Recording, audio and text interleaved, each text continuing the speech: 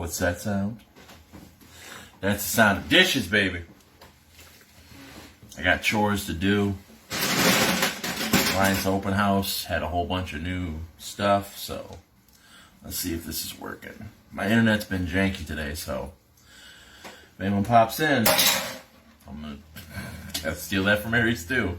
Feel free to drop a comment. Let me know this is actually going out. Because that would only be... that'd be worse. Just staying here, looking into my phone, thinking I'm talking to people. Just be talking to myself for a half hour, 45 minutes.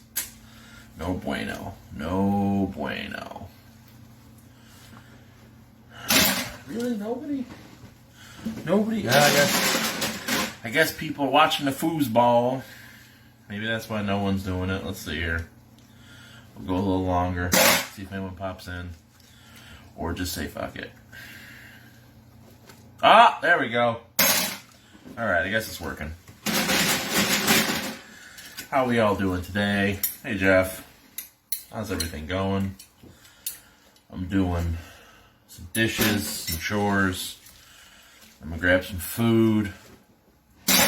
Watch the new Elvis fantasy film on the Max. I have not seen it, but I have a friend. There you go. I have a friend that did. And from what he said, and from what I've heard from a couple other people, that Elvis movie is essentially a fantasy. So let's start with the lesser news, in case other people show up. So as I predicted, Scooby-Doo Batman team-up is probably going to be January. Alliance Open House had it listed as Q1 for 2023. It was originally a December release, which are hard. So now it's probably January. There we go. Now we got some people. Now we got some people kicking in. They also showed off the Iconics, some of which are memes. Some of which, I mean, they showed Bane breaking Batman's back. That is an iconic comic moment. So, Thanos snapping, iconic comic moment. I know I saw somebody commenting somewhere about, oh, they decided to make a joke. I mean, jokes are fine. We got jokes in main sets. It's just... some things are iconic because they've made their way into popular culture via memes. So let's not poo-poo these things yet. We also got Superman fighting Darkseid. So my initial reaction upon seeing these, I mean, there's Iron Man and his vault of armor, so that's multiple figures or multiple bases. Who knows? Who knows if each one's going to have its own dial? We don't know yet. But for looking at like Superman fighting Superman fighting Doomsday, or Bane breaking Batman's back, my initial feeling is, how did it take so long? Like in Civil War, in the OP, we had the grand prize, which was Captain America and Iron Man doing the cover from Civil War, and the figures could play by themselves, but you could also, for display purposes, turn them and have them showing off this cool, iconic moment. Why has it taken us so long to get more of that? Because I think that's a great idea. It bridges the gap between players and collectors. I love it. I want more of it. Broken record. I wish we got it for Turtles. I would have loved to have the Mirage Turtles on different chimneys so that you could lock them together, and it was the first cover of the first Turtles comic. Like, I think it's great. Again, like I said, we don't know how we're getting them. They could be collector sets. I think somebody said something about that. They could be collector sets. They could be boosters. I don't think they are, but maybe they are. Who knows? We're getting Ghost Panther in a booster. No.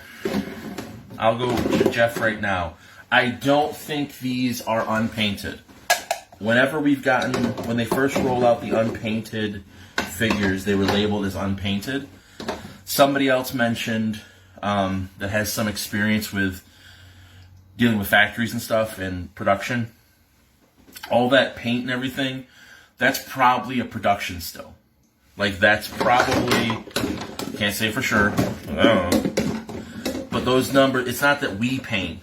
That's what the factory actually gets. To be like, here's how this is going to look. This is how we need it to look. Here are your numbers for paints and decals to make it look right. So I do not think that these are unpainted. But I think these are going to look really nice. Crisis Protocol, it's kind of a weird thing. Like, obviously, it's another product on the market that they have to think about and they have to consider when they're making things. But I think people forget sometimes, because we all get wrapped up in our own heads, that the main appeal, the major appeal of HeroClix back in the day was that you didn't have to assemble them, you didn't have to paint them. And I think WizKids has forgotten that, you know, when they tried doing the unpainted miniatures. That's the brand. They're like, well, we'll get painters. And it's like, I love for that to be an option for anyone that wants it. But, you know, when you're selling a product of any kind, and I know this is shop talk or whatever, you have to remember what makes it special. What makes HeroClix special is two things. They're painted. They're fully painted and assembled. And they have the combat dial. That is your strength. That is what the HeroClix brand should be built on. So anytime you're doing any new product from HeroClix, that's what they should be looking at. Okay, what can we do that's special because they're pre-painted? And what can we do that's special with the combat dial system? Because still nobody else has the combat dial system because it's, you know, patented and trademarked and blah, blah, blah, blah. So that is still unique. I played, hell, it's been so long since we played, I don't even remember the name of it. But it was a Star Trek game. And they had damage markers. You had a character card, which was cardboard, and you had health markers. And then if you got injured, you would flip the card, and you'd have additional health, but your abilities would slightly change. It had minis. Everything else about it was very similar to HeroClix. Your movement rules, your attack rules, the dice, they were D6, but they were different D6. They weren't just 1 through 6. But the fact that your stats changed when you were damaged. It was all HeroClix except for the combat dial system. Except for literally having a dial with 12 spaces on it or more that you click. So that's what, you know, I know a lot of HeroClix players. Well, I don't know a lot. I know there are HeroClix players who have gone over to Crisis Protocol and enjoy it, and good for them. My Hulk Bowl. I think I wouldn't hate giving it a shot myself, but I don't have the patience or space to paint. I have big fingers and big hands. Painting little figures is not my thing. That's why Warhammer never appealed to me. That's why all these other things never appealed to me. And I was just having this conversation with Ricky last night. I like the combat dial system. I like having a dial represent health and things change as you get damaged. That is what drew me to HeroClix initially. Besides just the licenses and the figures, like the gameplay aspect, that's what drew me. Is that you can have something change. And it's maybe part of why some people don't like, they got big gloves. Maybe that's why some people aren't necessarily happy with design right now, because a lot of dials don't change. And, you know, for competitive, you don't necessarily want your dial to change that much. Oh, Dana. Good seeing you, dude, brother. Like I said, if you're definitely coming to the next one, let me know. It was just, my Saturdays are kind of planned out sometimes, as far as my own head. I would have definitely, maybe the next time we'll go to Henrietta Hots, or maybe we'll go to Sticky Lips, get you some barbecue, son. I don't know how late they're open. Oh, they have trouble painting minis. Yeah, there you go. That was good, Gil. I'm completely lost. Oh, but maybe that's why some people have certain issues with design as it stands now.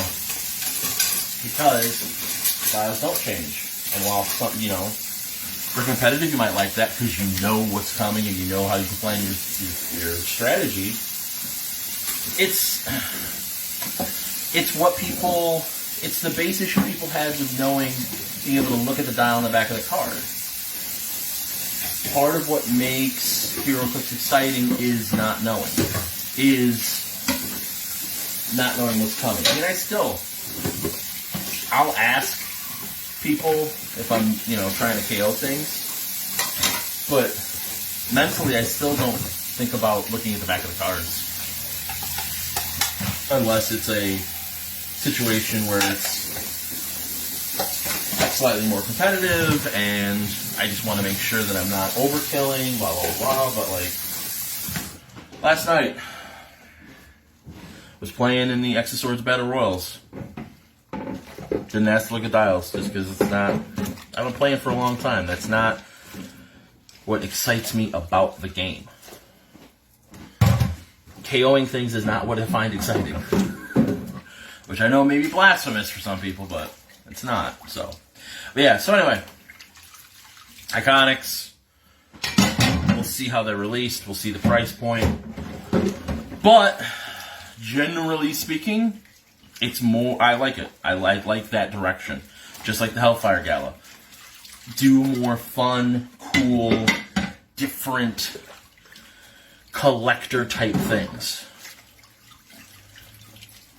And you'll approach, I mean, I've said for years, I loved the old action packs.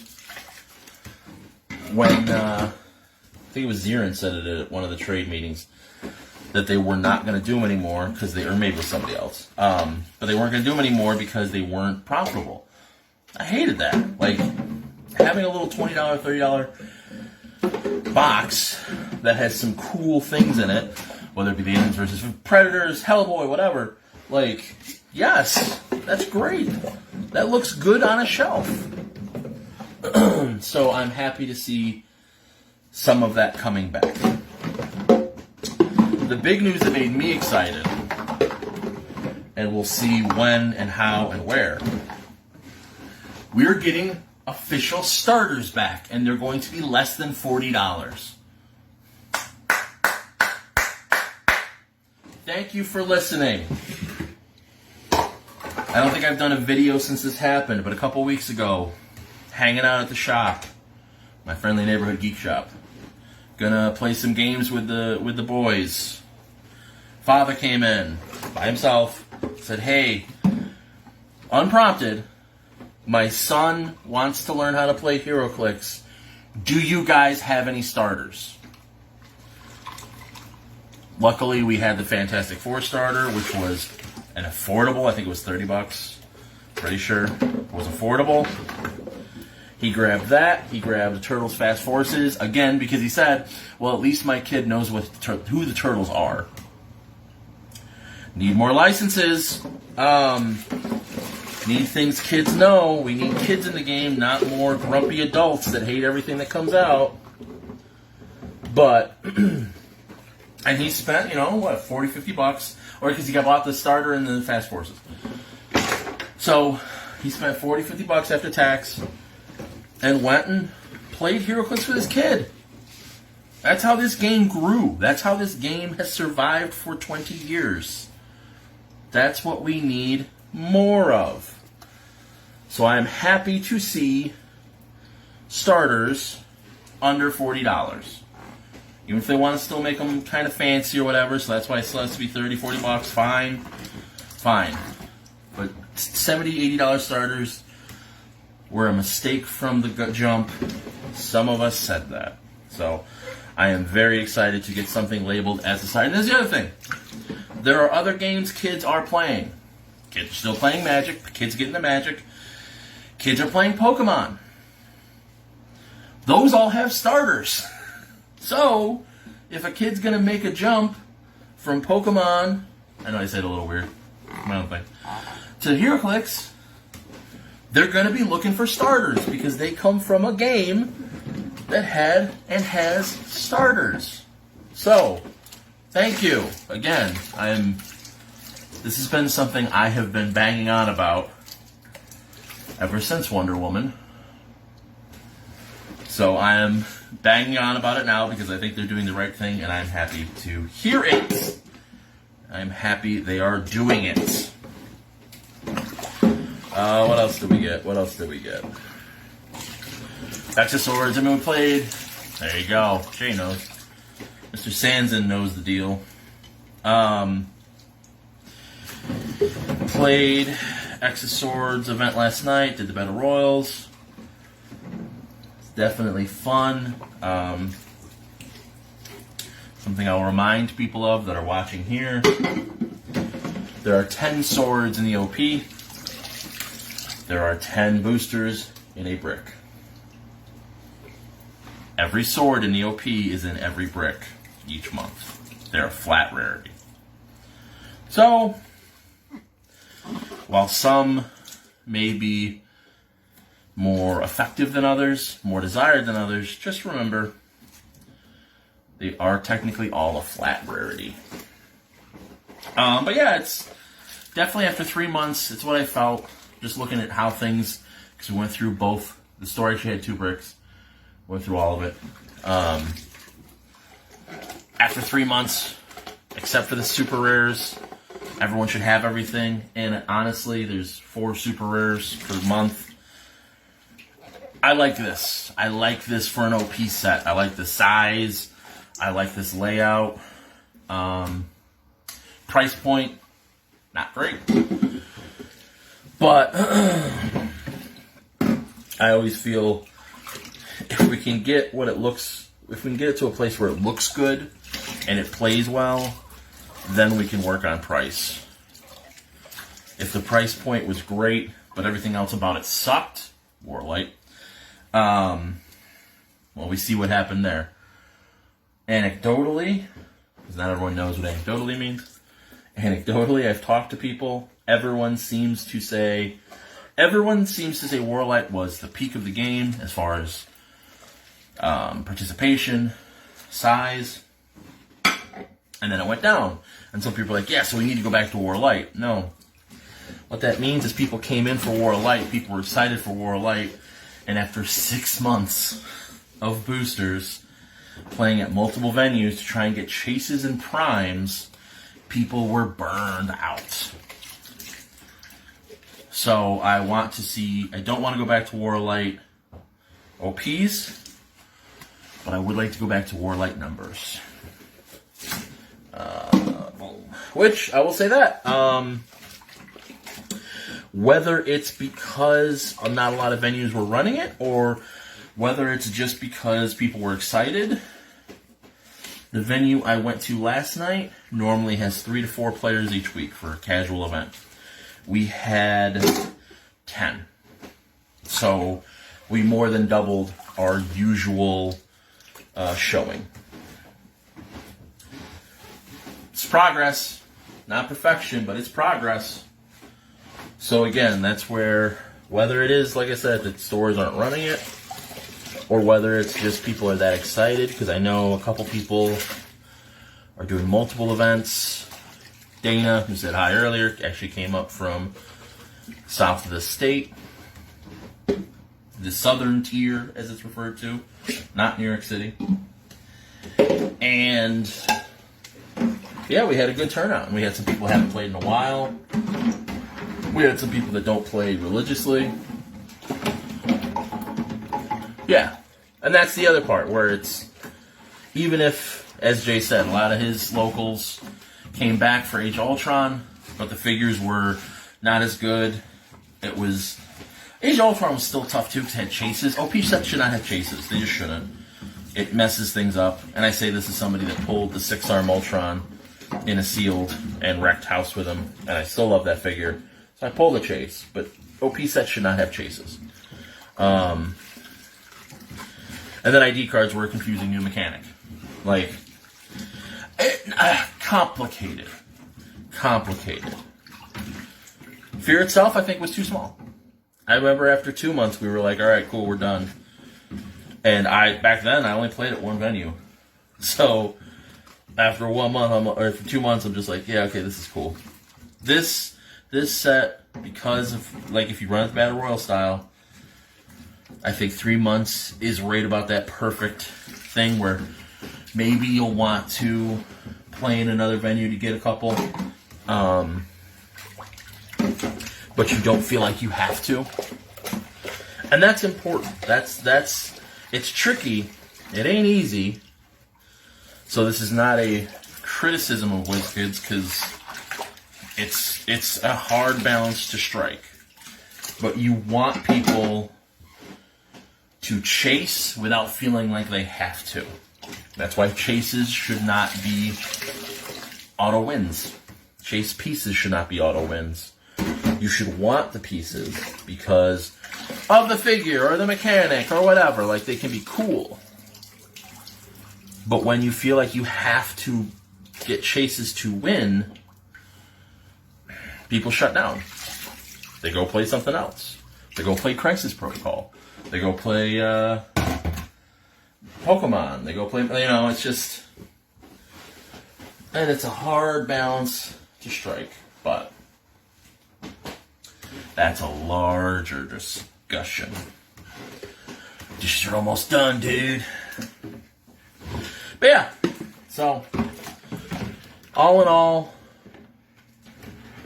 here's some brutal honesty. All in all, I feel better about the overall health of the game right now than I did last year at this time. Still got a ways to go. There are still other things that need to be addressed. But, that's HeroClix. This game's been dying since it died. So, progress, not perfection. Progress, not perfection. Oh. And I would. Obviously the last couple of years have been weird. I would love to get back to summer OPs. Real summer OPs. Like Dormammu and the Quinjet. That was a weird time, but that wasn't... They were cool, and I love my Dormammu. But participation is key, which again, why I'm very happy about this set. Participation is key. And people need something just for showing up. Because most people ain't gonna win, sunshine. But if they know they're getting something cool, like figures, like tarot cards, which again, okay, it's a new mechanic. It's not that complicated. And you learn how to use it through the Battle Royale. So that's the other reason. That's the only other reason why I really prefer people run it. People can do what they want, but I prefer venues run Battle Royale style, is it's a teaching mechanic for tarot. Again, just speaking as someone that's been around, you don't have winter OP events because kids are in school, and in the areas where we get snow, people don't necessarily want to come out and do things, and more importantly, like those are minor things, it overlaps with the holidays. Like, if they were to do a winter OP, it would start in November or December. We see how much luck they have hitting December releases. Then you would also have Thanksgiving, Christmas, Hanukkah, occasionally Ramadan. I don't know exactly how that cycle goes. I know it's winter a lot. New Year's Day and Eve, Valentine's Day. And, so you could do, while you could do a maybe January to April, more of a late winter, early spring OP, then what you have is, I'm saying yes to comments that maybe people don't even see. Jay was saying, I think February would be good, and Gil points out Yu-Gi-Oh! OP ran into the holidays and causes issues. Yes. Even if you did like a January, February, then what you have is you're saying you're not going to do a summer OP. Like, the summer OPs generally are good because kids are, like, just general logistics. Kids are out of school, kids are bored, or kids have more free time. Families have more free time. If it's summer for a lot of, well, for all the U.S., but not all the U.S., but it's nicer weather, so kids can go down to the store by themselves, or stores can even run things partially outside, maybe if they have like a, what do I want to say? I want to say atrium, and I know that's not the right word. An extended tent, a cover. I can't think of what the word is right now. I'm blanking on it. So, just generally speaking, summer events are better, especially when you're trying to get kids. It's the same reason Hooray for why... text messages. That's a lot of water. It's the same reason why comic conventions are in the summer. People are more apt and more motivated to get out and do things. And people have tried winter conventions, and I think there are a couple winter conventions. And the logic stands, well, people are sick of being cooped up, so they'd like to get out. But you start talking evolution, too. Like, for most of humanity's existence, winter is when you hibernate. Not literally, but winter's low energy. Winter's store up, get fat. I'm always ready for winter. So it's not when we are psychologically primed to do things. Which isn't to say it couldn't work. Newmark's going to try and have a big tournament right around New Year's. It's just that it's not, when you're talking massive investment, commercial, blah, blah, blah, blah, blah, it's not the best. Remember, WizKids did for a while have winter WKOs. And that, I don't think those were necessarily as well attended, but I think that's a good compromise. You don't necessarily want a full OP. You don't want a multi-month event. But a winter WKO in January or February, which I know the last couple were, isn't the worst idea in the world. And there's usually, you do January or February, because that's usually when we're getting a set released. So, I'd like to see a return to WKOs. I enjoy the WKOs. WKOs always gave me an excuse to go to different stores, check them out, and I like that.